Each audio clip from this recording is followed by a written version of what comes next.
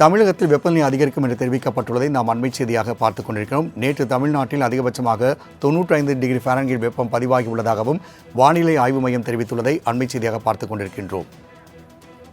கூடுதல் விவரம் செய்த செலினா வழங்க கேட்கலாம். செலினா, வானிலை ஆய்வு மையத்தின் விவரங்கள் என்ன, பதிவு செய்யலாம்.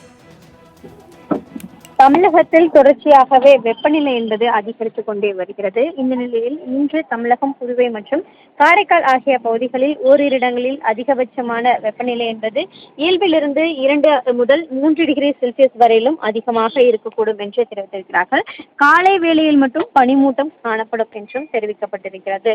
நாளை முதல் அதே தொடர்ச்சியாக 13ஆம் தேதி வரையிலும் தமிழகத்தில் வறண்ட வானிலை நிலவுவதற்கான வாய்ப்பு இருக்கக்கூடும் என்று தெரிவிக்கப்பட்டிருக்கிறது. குறிப்பாக தமிழகத்தில் கோடை காலம் தொடங்க இருக்கக்கூடிய நிலையில் வறண்ட வானிலை நிலவுவதற்கான வாய்ப்பு இருக்கக்கூடும் என்றும், இன்று 2 முதல் 3 டிகிரி செல்சியஸ் வரையிலும் வெப்பம் அதிகரித்து காணப்படும் என்றும் வானிலை ஆய்வு மையம் எச்சரிக்கை விடுக்கப்பட்டிருக்கிறது.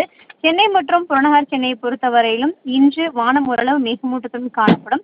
காலை வேளையில் பனிமூட்டம் காணப்பட்டிருந்த நிலையில் அதிகபட்சமான வெப்பநிலை இன்று 32 33 டிகிரி செல்சியஸ் வரையிலும் வெப்பநிலை அதிகரித்து காணப்படும் எனவும், அதே போல நாளையும் 32 33 டிகிரி செல்சியஸ் வரையிலும் வெப்பநிலை அதிகரித்து காணப்படும் என்றும் தெரிவிக்கப்பட்டிருக்கிறது.